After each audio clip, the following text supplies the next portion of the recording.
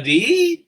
Thank you very much for joining us. This is the first of what will be monthly conversations with people you ordinarily would not get an opportunity to speak with, all brought to you by the Human Animal Bond Association. I hope you check out the organization. I'll tell you more about it through the course of this conversation. Dr. Liz Bales will tell you about it as well. It's the Human Animal Bond Association. I am proud to be a board member, and I think it's safe to say you wouldn't be here watching us. I wouldn't be here talking to you if it wasn't for the human animal bond. So I thank you very much for joining us. We have about 30 minutes or so to have a conversation, but this conversation is not just with me and Dr. Bales. It's a conversation. So we want you to be a part of it too, assuming that this platform works the way we think it is. You will be able to comment, and I'll see your comments, and we will comment together on your comments. So you will be a part of this as well. My name is Steve Dale. I am a certified animal behavior consultant. I just gave myself a weird promotion there. I'm a certified animal behavior consultant, at times certifiable as well.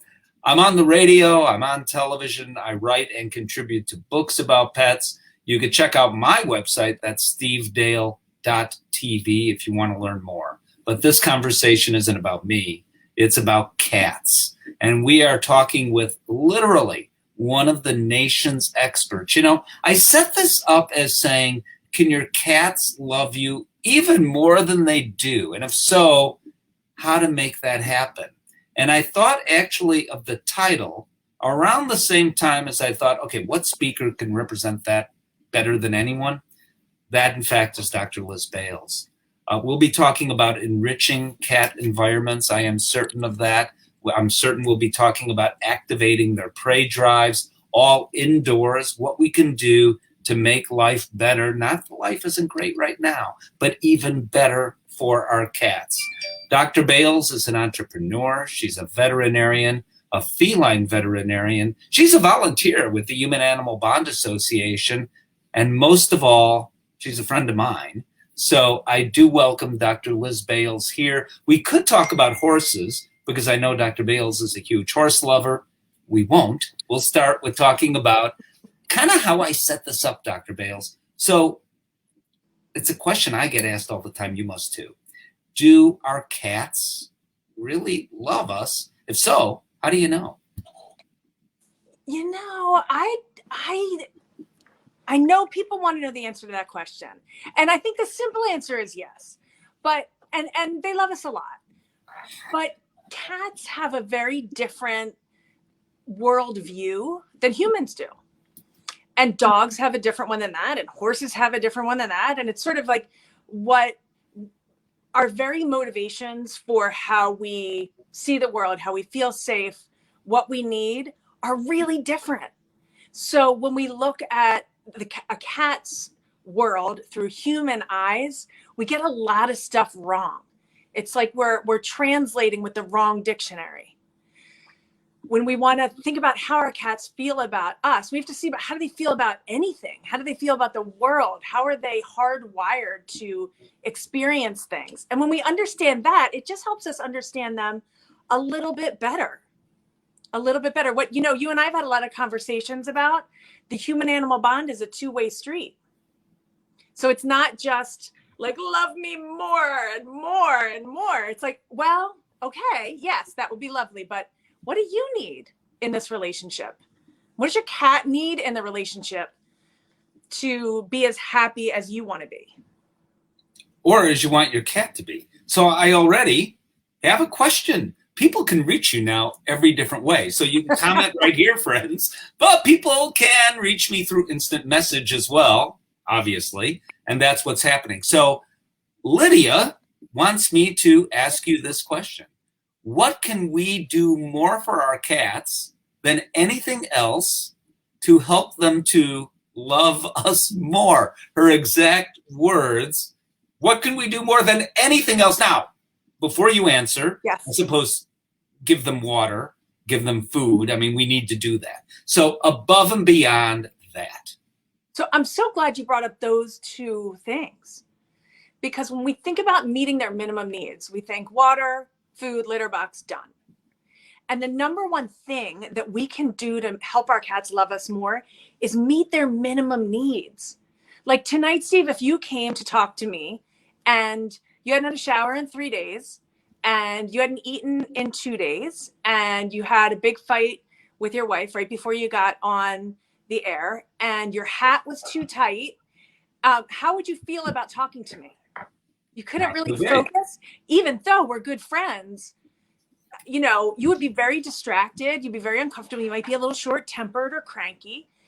And the number one thing, Lydia, that we can do is understand, what do our cats need just minimally to feel comfortable and happy in our homes? And it's a short list and it's not hard, but a lot of people don't know. Well, all right. So let's talk about what some of those things are, what some of the basic needs of cats are, and what cats really are. I mean, what the cat, any cat really is. And I've been working for the past 7 years to make this as simple as possible, because the veterinary literature has been there and growing for decades, but it's like a lot. And we can condense it into something super simple. Number one, cats are solitary hunters and solitary survivors. So people are a collaborative species. We need relationships for our very survival. You know, like if you're an outcast, even you know that feeling of being the kid who doesn't have someone. You probably don't, Steve, but I know the feeling of being the kid that nobody wanted to sit with that day at lunch. It's like you might feel like you're going to die. That was you? Every now and then, Steve. Every now and I don't believe it. But keep going. But for a cat, that's actually how they wake up every day. And they don't feel bad about it. They're hardwired to be solitary survivors. So they're not being aloof. They just don't need others the way that we do. So solitary survivor, hunt alone, eat alone. They're worried. They have to take care of their safety. There's no safety in numbers for a cat. So when they look around the world, they're thinking, what's going to kill me and how am I going to get away from it, is really their primary thought. So based on that, we know they need, not want, not should have. This isn't extra. And I actually have gotten to the place where I object to calling it enrichment. I'm calling it minimum needs, now that we understand how important it is to their physical and mental health. I like that. Places to climb, places to hide, hunting for small, frequent meals around the house, an appropriate place to scratch, an appropriate litter box, and a respect for territory. And I lump smell into that one, but we can have a separate smell category if you want to. Okay, so I want to pull some of those apart. So I want to talk about, my line has been for many years, as I think you know, it's an interesting discussion to talk about what we're feeding our cats. And you and I can do many hours on that. Mm-hmm. But I think that's an interesting focus, and that's fine. But I think the focus ought to be how we feed our cats. Yeah, I actually just talked to the New York Times about this afternoon. How we feed our cats and how much we feed our cats is really more statistically and scientifically more important to their health than what we're feeding them. And if you buy any AAFCO approved food, your risk of causing them harm is relatively small. But not meeting their behavioral needs and feeding them too much is actually extremely dangerous to them. And this is sort of the upside down problem, because we talk all about this prey diet and prey, but we forget that they're predators. And how they eat is really important. They hunt, catch, play, multiple small meals a day. One cat in nature has to hunt, catch, kill, and eat 8 to 12 mice every single day by themselves. It's really the only reason that they exercise. It's about 80%, 60 to 80% of their waking hours in nature. Other than that, it's like grooming and finding a place to rest. A safe place to rest too. Which gets to the climbing and hiding part. Right. But I still want to talk about the hunting a little bit. All right, you have an indoor cat. That's a good thing, and statistically probably don't. You probably have 2, 3, or 4 indoor cats. So how do you do what you're talking about if the cats are indoors, unless you have a rodent problem in your house? Well, so we have to get creative. And I've been hearing since vet school with Dr. Karen Overall. I was lucky enough to have her as my professor. Probably she has a lot to do with the whole course of my career. But in 1996, I was hearing cats need to hunt, catch, and play with multiple small meals a day. In doctor terms, way back then, they called it foraging. It's another thing about language. I think nobody knows what foraging means. It's like what I do in my kitchen when I can't find a pen or something. I call it hunting because everyone, and that is what it is, really. So we need to find a way to Jedi mind trick them to recreate that behavior that is crucial to their health. So a cat's stomach is only the size of a ping, let's put on my blue shirt, only the size of a ping pong ball. That's a portion for a cat, but not once a day. It's many times a day. And like, I won't bore you with all the math problems, but the food that we feed them is higher in calorie content than a mouse. So they need a little bit less volume, but the more hunting endeavors that they do every day, the happier and healthier that they are. And Steve, what people don't understand, we taught everyone, if you know, the biggest problem with cats is peeing outside the litter box. It's not one problem. There's a lot of causes for the same thing we don't like. But your risk of it, everyone says, my cat is a UTI, I need antibiotics. If your cat's between 1 and 10, the risk of that being a UTI is less than 2%. If your cat is between 1 and 10, the risk of that being from not meeting their behavioral needs, which is causing them stress, which has this whole, I need a chalkboard and another 2 hours of your time of how it actually works. But we, thanks to Dr. Tony Buffington and a lot of other amazing scientists, we actually now pretty well understand how it works. It causes them to have painful urination that makes them pee outside the litter box. Depending on which study you're reading, between 55 and 70% likely that it's stress from their needs not being met. Only 1 to 2% chance, if they're between 1 and 10, that it is a UTI. Could be other things too. Still worth going to the vet. Depending on the study, again, between 15 and 20%, there's actually a stone in there. So it could be other things, but it's probably not a UTI. Right. And antibiotic resistance is a problem not only for people, it's a problem for our companion animals as well. And what veterinarians are sometimes pushed to do, because clients say it must be a UTI, is give an antibiotic, which of course is not going to work if there's no infection to treat in the first place. And that only contributes to a problem we already have regarding, yes. Not only does it contribute to the problem we already have, it did nothing to help your cat.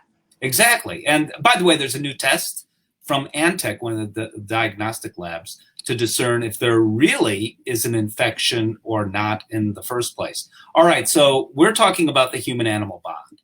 Mm-hmm. How does enhancing enrichment, or whatever term you use, which is necessary, as you point out, help us to have a better bond with our cat? We know this about our kids, our friends, ourselves. When your minimum needs are met, if you're fed, you're rested, behaviorally your needs are met, then you are way more able to enjoy others' company. When you are stressed out because your needs aren't being met, you're tense, you're short-tempered. A cat is the same way. And they're going to want to be alone more. They may not want to be touched as much. They may, a lot of stuff that we're like, they're aloof, they're mean, we come up with all kinds of nasty words. They're stressed because we didn't understand what they needed. You know, I'm a mom and I've raised 2 kids, they're now 11 and 17. And I really didn't get it, how much just being hungry. And the kid doesn't tell me that they're hungry when they were toddlers, and they're like acting like a lunatic. And then you have that little mom voice. It's like, Maybe give them a graham cracker and just a little food. When you're meeting their needs, they can be so much happier. For cats, we're feeding them all the time. We're giving them way too much food. I like to say we are stuffing their little bodies and starving their predatory souls. It's a little dramatic, but it's true. Oh, it is true. It is true. So I want to talk about that just a little bit as well and dispel some myths. So one thing that lots of people do is actually, I'll throw two things at you at once. Because they're interrelated here. Most people have more than one cat. So they put out this giant food bowl that big. You don't know which cat is eating what. Keep filling it, trained to be an automatic food dispenser for starters. And you're also forcing these cats to eat out of the same bowl. Can you comment about both those topics? So it's really hard for people to understand, again, because we look at it from our perspective. We want a bunch of food. Like I want to go to like Maggiano's, right? And I want to eat the giant thing with you and all my friends. So Yes. when we provide for our cats, that's what we give them. Only that's totally wrong for them. So they're solitary hunters that are meant to hunt and eat alone. So it's exactly the opposite for them. And they're what we call conflict avoiders. Anyone who's gotten into an unfortunate scuffle with a cat knows that they have a lot of weapons at their disposal. So Mother Nature was really smart and said, let's try as best we can to have them not hurt each other. So they do all kinds of stuff with scent and marking to make sure everyone knows how everybody else feels so that we don't have to be together. We are solitary in the first place. And if we don't get along, we really don't want to have to be forced to be together. If there's only one food bowl, then we really don't have a choice. And again, it's a place where people misread the signals so often. Cats are sort of almost the opposite of people in so many ways, because the cat that's actually the, quote unquote troublemaker is usually the one that's relaxed and calm and maybe just laying by the food bowl. And the cat that's like freaking out and comes over and smacks the cat that's laying on the floor is actually the one that's being bullied, and they're being pushed to the point where they feel they have to react. It's so hard to sort it out. And what I say is, don't try to sort it out. Just follow the rules. If you meet their behavioral needs, almost all of the bad behaviors go away. Because trying to figure out who's doing what and why and how, and let's give them Prozac and maybe, but probably not. Probably not. If you allow them to hunt in different places around the house, problem solved. You're meeting the predatory needs of each cat, and you're allowing them, you hunt over there, I hunt over here. We're not forced to interact just to have our needs met. So in so many ways, understanding the way cats work is fascinating, but it's also really complicated, and not everybody wants to get an advanced degree in cat behavior. So just meet their minimum needs. Tell me about Doc and Phoebe's. So I learned in 2014 that the number one cause of death for cats was euthanasia. And the number one cause of euthanasia were behavior problems that get you sent to a shelter where there's no room for you and you're put to sleep. In 2015, the ASPCA reports that 1.3 million cats were euthanized in shelters. And I found that mind-blowing when we know what their behavioral needs are. We know if we meet them, they don't behave in ways we don't like. And yet we had no tools to have a system to enact to meet their needs. So I took that on. And I founded a company called Doc and Phoebe's Cat Company. And I invented something called the hunting feeder. You guys, I never meant to do this. This is all just because I wish somebody else had done it, but they didn't. So I feel that it's more important than what I was doing in the exam room, to be able to condense this information, give it to people in a way they can understand, and provide the tool to do it. So Doc and Phoebe's Cat Company has 6 products now, all designed to meet the behavioral needs of cats. And I hope many more to come that are really easy to understand, because my instructions are like 4 bullet points. You don't have to get the PhD in cats. Just follow 4 things, and in a week or 2 or 3, you're going to have a happy cat. Tell me about the indoor hunting feeder. So I don't have one right by me. Do you have Yeah, one? I jumped up because I usually have one right here. And wouldn't you know it, it's the one time it's in the... Well, they can Google it. They can Google the hunting feeder from Doc and Phoebe, or me. If you do Google Dr. Liz Bales, you're going to see more little blue mice than my face. But it is super simple. It's 3 little pods that the inside is food safe plastic so that it doesn't get gross. And the outside is fabric, which is really important. That it's those 2 components. Cats really want to use their teeth and claws in the hunt if they have them. If they don't have them, they can just roll these and bat them around. It's fine. But you take a little bit of food, that ping pong ball size portion. So I made a portion filler to help you understand what 1 portion is for a cat. You put it in 1 scoop into each of the 3 mice, and then you hide it around the house. So they get to recreate that hunt, catch, play, eat. And you do 3 in the morning and 3 before you go to bed at night. And for most cats, that's an adequate amount of food. You know, every cat's going to be a little different. So you want to talk to your veterinarian, but that's a really solid average. And bad behaviors go away. Yeah, it's amazing how that truly does happen. Interactive play, taking a fishing pole type toy with fabric or feathers at the end.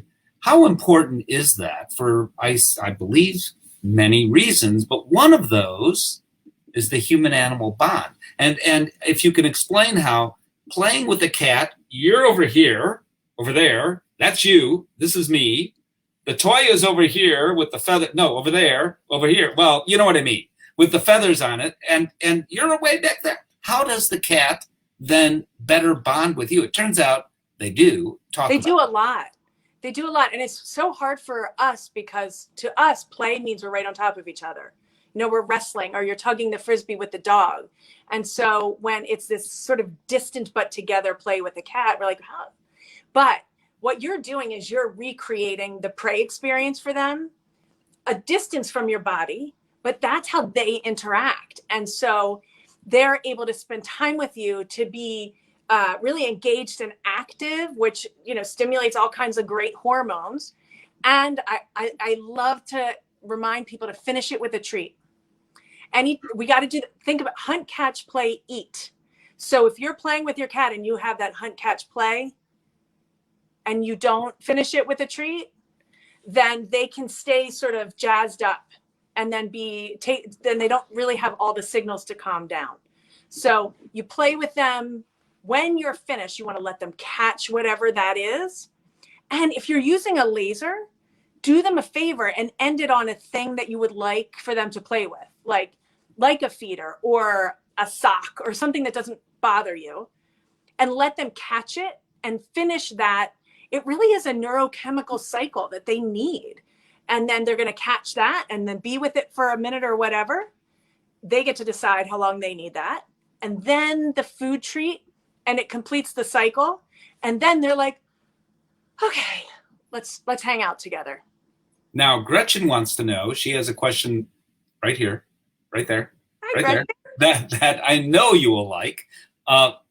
You said too fast where I can get the product from. So I will put it in the comments here with the website for Doc and Phoebe. It's actually easier to get it from Target.com right now. I hope your veterinarian has it or your local pet store. So what website should I stick in here? Do Target. Target.com. Doc and Phoebe at Target. Okay. And it's called Doc and Phoebe. Doc and Phoebe's hunting feeder. And just a few quick more things I want to say in that how different people are than cats. I always go to the Labrador Retriever example because it's so rewarding when you go to your pet store and you buy like whatever for your lab and you paid your $12 and you came home with the thing and you give it to the dog and they are jumping around and they're wagging their tail and they're loving it. And you're like, I am a good person. This is so satisfying to see the desired result immediately. You're probably never going to get that from most cats. We got to go back to how they see the world. Anything new, even if it's the best new thing in the entire world, might kill me. So if I'm the cat, I need time with it to make sure it's not going to kill me before I even want to engage with it. And even worse, if it smells wrong. It has maybe got some fear pheromones on it at the store. You can forget it. So we really need to understand that and give them time and patience to adjust to a new thing. Don't be disappointed. It's not Christmas morning with your 4-year-old. It's not a Labrador Retriever. Don't let it hurt your feelings. This is what they are. So right. Anytime you give a new thing to your cat, here's my big advice. Yes. Wherever they hang out and rest, you know, that like spot on your blanket that's covered in cat hair, that's actually your best friend, because they're happy when they're there. They're relaxed. They have all the good, I know I'm safe smells there. So even though you want your new, like you have your new sneakers, I always want them to stay looking new. Sorry. Take your new toy, take your Doc and Phoebe speeder, whatever it is, and rub it around on their happy place, because you will pick up those smells. Yeah, cats live by their sense of smell, of course. With the few minutes we have left, I want to talk about the Human-Animal Bond Association, which, by the way, friends, you could become a member of. It's humananimalbond.net. Wouldn't you know it? Dr. Bales, this is the night the website is transitioning over. So if you go there right now, you might not, I don't know, but by tomorrow morning, it'll be up and running. It'll be fine. humananimalbond.net. Aside from good information about the bond, we hope that you become a member. Membership is only I think it's $50, tax deductible. We are a non-for-profit. I will tell you, and I want you to comment on this, Dr. Bales. Without the bond, we wouldn't be having this conversation. All of you watching wouldn't have cats or dogs or guinea pigs or anything else. Why is this important to you that you're a volunteer for this organization? To me, it's the whole banana. For me, the connection between animals and humans is the most, I'm going to get sappy here. You know I'm sappy, Steve, but it really is one of the most beautiful things on earth. And anything that I can do to help people understand their pet better, to communicate with their pet better, to meet their pet's needs so that the pet can meet their needs and strengthen that bond. I mean, anybody who's taken the time to watch tonight has been affected in their own lives. I mean, probably affected by us too, but affected in their own lives by at least one animal that has really made the difference. Sure. As a veterinarian, Steve, I would have people come in. The only reason that they're putting one foot in front of the other sometimes is a beloved pet. Do cats not get enough credit for what they can do in that realm? Cats? Mm-hmm. Cats don't get enough credit from dog people.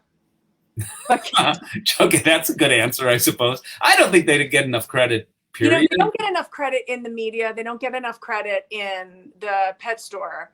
But cat people, there's not another group, I think, as devoted, loving, really treasuring of their cats as cat people. I just want to give them this information so we can make it all easier for them. But I think cat people are amazing. Well, Dr. Bales, you are quite amazing yourself. Thank you so much for doing this. You are the first one. You were our guinea pig as we launch these monthly conversations with supporters of the human-animal bond, which you have been as long as I've known you, by coming up with these products, which are greatly out of your head, but all based on science. And I want to say, come back, because you're going to hear Steve interview world-class people that are really changing the world for animals and the people who love them, that maybe aren't the ones making it into People magazine. They may not be splashy in some sort of way, but they're going to change your life, and they probably already have changed the life of your pet or your future pet. I mean, these people are really heroes. They're brilliant, and they've devoted their life and time. I mean, how many meetings do we have? We have a lot of meetings. They could be doing anything else, and they're not getting paid for it. And they're some of the most brilliant people in the world who just want to help you love your pet better.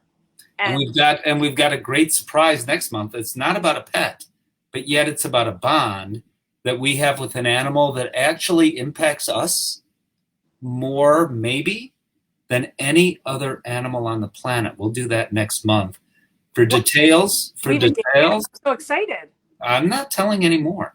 For details, not even to you, for details about the date and the time we do this, it'll be about 4 weeks from now, but for the specific day, just check out the Human Animal Bond Association Facebook page. You probably know about it. Maybe that's how you heard about the talk.